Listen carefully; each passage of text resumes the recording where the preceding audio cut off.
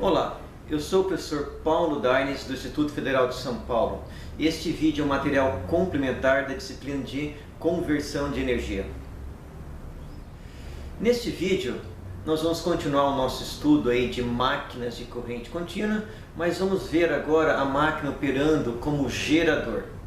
Então, se nós voltarmos aí para a equação básica, da nossa máquina de corrente contínua, no modo gerador, a corrente está saindo do motor e a tensão EA é maior que VA. Então, a nossa equação de tensão é VA é igual a EA menos RA/IA, ou seja, menos aquela tensão na resistência de armadura. Substituindo EA pela sua definição, EA igual a GAF IF ômega-M, e calculando a potência elétrica na entrada da máquina, que é o produto da sua tensão de terminal pela corrente terminal, substituímos nessa equação então a equação da tensão, ficamos que, de forma similar ao que nós já vimos na máquina operando como motor, nós temos a potência eletromecânica e temos as perdas elétricas na nossa máquina, certo? Então as perdas são perdas Joule dissipadas na resistência de armadura, e a potência que é convertida de energia mecânica para energia elétrica é a potência entregue pela nossa fonte de tensão controlada, que tem o seu valor, que é o EA. Então a potência nessa fonte é o GAF/EF ômega-M vezes IA. A potência eletromecânica dividida pela rotação nos dá o torque. Então o torque eletromecânico dessa máquina, GAF/IF/IA. Mas esse torque para a máquina operando como gerador é uma carga para o eixo. Lembrando então que a máquina operando como motor é o torque eletromecânico que fornece energia para a rotação. Já na máquina operando como gerador, quem fornece energia é uma fonte mecânica externa, que pode ser uma turbina, um motor de combustão.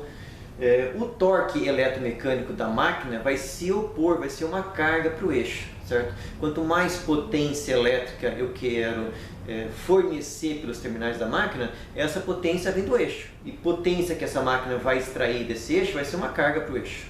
Então temos que ter em mente que na máquina operando como gerador, o torque eletromecânico tem o sentido contrário da velocidade da máquina. E está sempre tentando frear o eixo. Se o meu gerador puxar mais potência que a minha fonte de energia mecânica pode fornecer, eu vou ter que esse somatório dos torques vai ser negativo e a minha máquina vai começar então a frear o eixo, certo? Vou ter uma aceleração negativa. Então é importante, frisando aqui, para a nossa máquina operando como gerador, é necessário que tenha uma fonte de energia mecânica externa fornecendo torque para o nosso eixo. O torque eletromecânico vai ser uma carga para o eixo, ou seja, o nosso gerador vai ser uma carga para esse sistema. A corrente sai do gerador e a tensão induzida é maior que o VA. Nós tínhamos 4 tipos de excitação para a máquina trabalhando como motor. Como gerador, nós também vamos ter 4 tipos de excitação. A primeira é chamada de excitação separada ou independente. A segunda é chamada de autoexcitação paralela. Na sequência, autoexcitação em série e autoexcitação composta. A queda de tensão que nós podemos ter nos geradores tem várias fontes aí, certo? A primeira é a queda de tensão na resistência de armadura. Quanto mais corrente eu puxar do meu gerador, maior vai ser a queda de tensão nessa resistência e assim eu vou ter uma tensão nos terminais mais baixa, certo? Um segundo efeito que pode acontecer, nós já vimos quando estudamos a força magneto-motriz e a densidade de campo magnético da máquina, que se a minha máquina estiver operando aí próximo da condição nominal, ou seja, próximo do seu limite de funcionamento, devido a esse efeito de reação de armadura que está ligada com saturação da minha máquina, pode ser que a minha tensão comece a cair. Por quê? Porque esse meu GAF não é linear, na verdade, certo? Ele é linear enquanto a minha máquina não está saturada. Se eu começar a entrar na região de saturação, essa minha curva aí de tensão por corrente IF pode começar a cair. Na excitação paralela, pode ter mais um efeito aí, certo? De diminuição da excitação. Bom, vamos primeiro então estudar a nossa máquina operando como gerador com excitação em separado, certo? Ou independente. Bom, para a máquina operando nessa condição, eu preciso de uma fonte de tensão para alimentar o circuito de campo, gerando uma corrente de campo. Preciso também de uma fonte mecânica de energia para fornecer energia mecânica para o eixo. Se eu tenho o IF, tenho o eixo girando, eu vou ter uma tensão induzida na minha fonte, o EA. Esse IA vai ser sempre maior que a tensão terminal enquanto a minha máquina estiver operando como gerador e a corrente IA está saindo da máquina.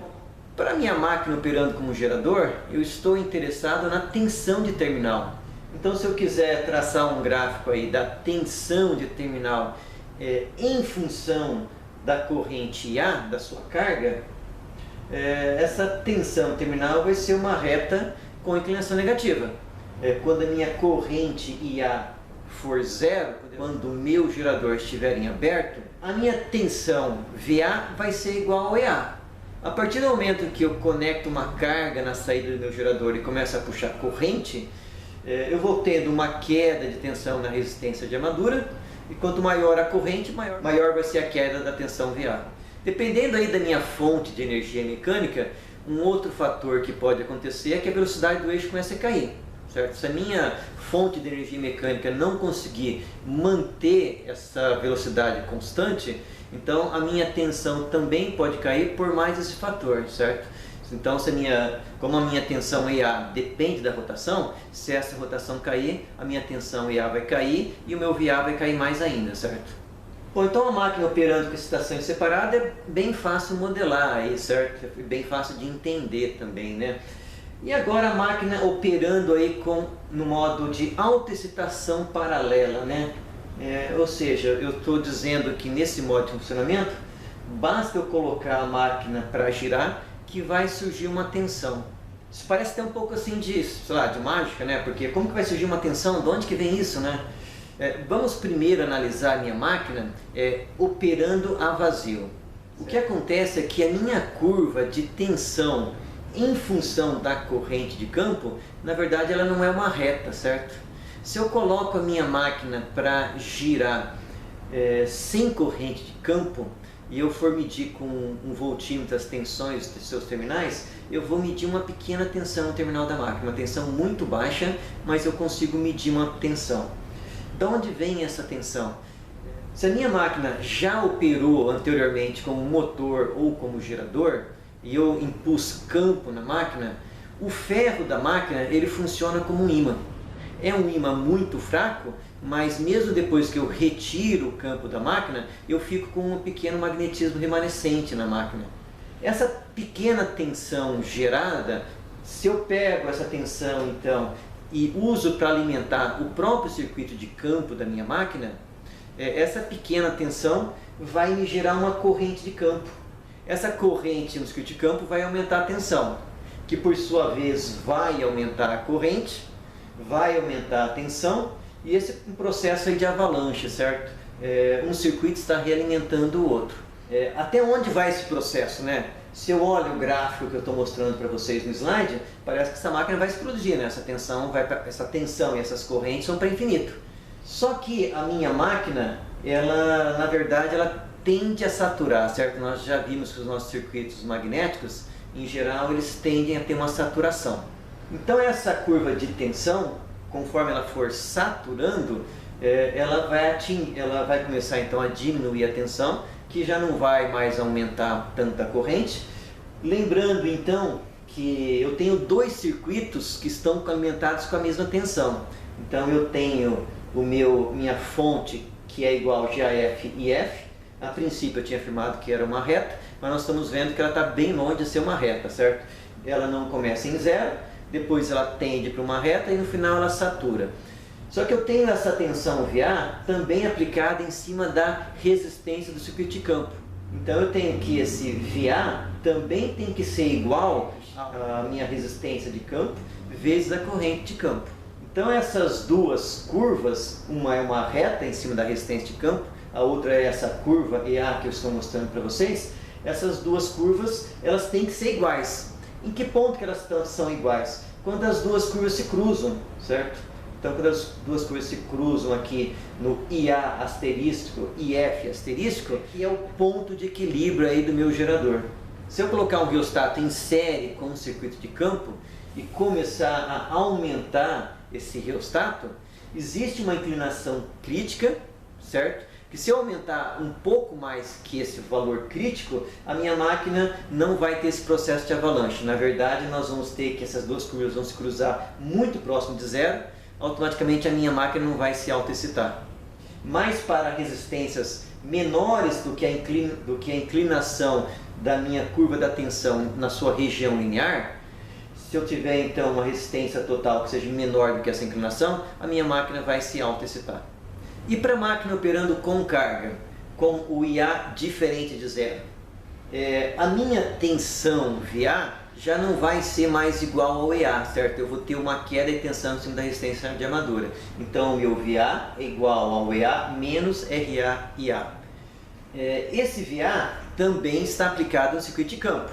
Então, o meu novo ponto de operação da máquina, eu tenho que, então, na curva de EA, certo? Subtrair da queda de tensão RA-IA. Esse valor é o VA, eu tenho que ver onde esse valor de VA é igual à minha curva do circuito de campo, que é uma reta. Ou eu simplesmente posso pegar a minha curva do EA, subtrair da minha reta, que é a tensão de campo. Essa diferença vai ser igual ao valor do RA-IA. Então, se eu conhecer o IA, eu consigo calcular essa queda de tensão, eu vou saber em que ponto da curva eu estou. Então, notem que a tensão EA menos o RA-IA, essa diferença tem que se encontrar na minha curva da reta do circuito de campo, certo?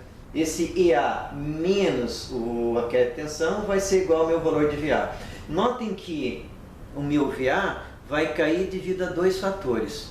O primeiro fator é a queda de tensão na resistência. O segundo fator é que essa queda de tensão me diminui a tensão no circuito de campo. Automaticamente, se isso diminui a corrente IF e isso acaba diminuindo o EA. Então, a minha tensão terminal cai por dois fatores, certo? Pela queda de tensão em cima da resistência de armadura e pela queda da corrente de excitação.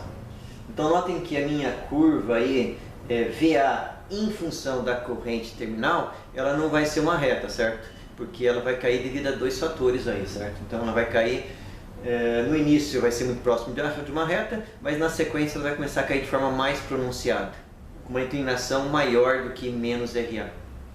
Nota então que a minha máquina autoexcitada, ela só funciona devido às não idealidades da máquina. Se eu não tivesse o efeito aí de um magnetismo residual no meu núcleo de ferro, e se eu também não tivesse a saturação, a minha máquina nunca ia funcionar no modo autoexcitado. Essas características também são um pouco difíceis de modelar, certo? É possível modelar, mas elas não são tão simples assim. Então a nossa máquina, de novo aí ressaltando, né, a nossa máquina no modo autoexcitado só funciona devido às não idealidades. Bom, mas a minha máquina, ela também pode funcionar com modo autoexcitado em série. Esse modo de trabalho de autoexcitação em série não é muito comum a gente ver esse modo sozinho de excitação da máquina, certo? Por quê? Primeiro, se a minha máquina estiver em aberto, eu não tenho corrente terminal, automaticamente eu não tenho corrente de excitação. Então, nesse modo de excitação, a minha máquina não funciona em aberto. Como em geral o circuito de excitação série é feito para trabalhar com correntes altas, isso aí só vai funcionar com tensões mais baixas terminais e com cargas que puxem bastante corrente. É possível fazer a máquina operar nesse modo, mas não é muito comum ver a máquina trabalhando como autoexcitação série.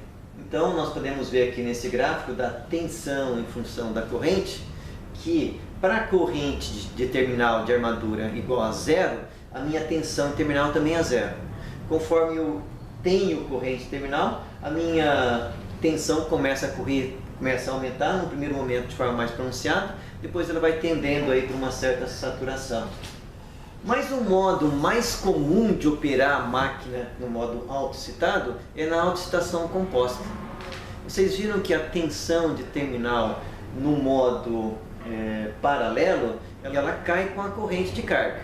No modo série, ela aumenta com a corrente de carga. Então, se eu usar a máquina com excitação composta no modo autoexcitado, eu posso obter uma máquina que um dos efeitos tenda a compensar o outro, certo? Que o aumento da tensão do circuito série tenda a compensar a queda de tensão do circuito paralelo. E assim eu tenho uma máquina que opera com uma tensão de terminal mais estável. Novamente eu posso ter a máquina operando com autoexcitação paralela curta ou paralela longa. Como a queda no circuito de campo é bem baixa, a diferença é muito pequena nesses dois modos de excitação. Bom, aqui eu tenho uma curva então de tensão em função da corrente de carga no terminal. Então notem que essas 4 curvas elas foram normalizadas para que na corrente de carga nominal de 100% eu tenha a tensão na saída de 100%.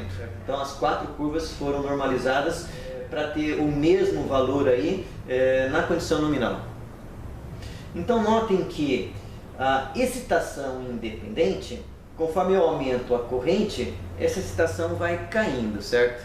Ela cai de uma forma linear no início, e mais ali para o final, depois que eu passo ali do 100%, ela tende a cair de uma forma mais pronunciada devido à saturação. Já a minha curva para o circuito paralelo, que está chamado ali no gráfico de derivação, vocês notem que ela cai de forma mais pronunciada, mais meio quadrática, certo? No início ela cai muito pouco, quando ela começa a chegar próxima da condição nominal, ela cai bastante. Então, para que minha máquina ter tensão de 100% na corrente nominal, ela precisa ter uma sobretensão quando estiver operando a vazio. Para o circuito série, novamente, para a corrente zero, eu não tenho tensão. E conforme minha corrente de carga aumenta, a minha tensão de terminal aumenta de forma bem considerável. O composto tende a obter então o melhor entre o paralelo e o série, certo? Então notem que eu vou ter uma tensão que é um pouco abaixo ali da tensão nominal para a máquina operando a vazio.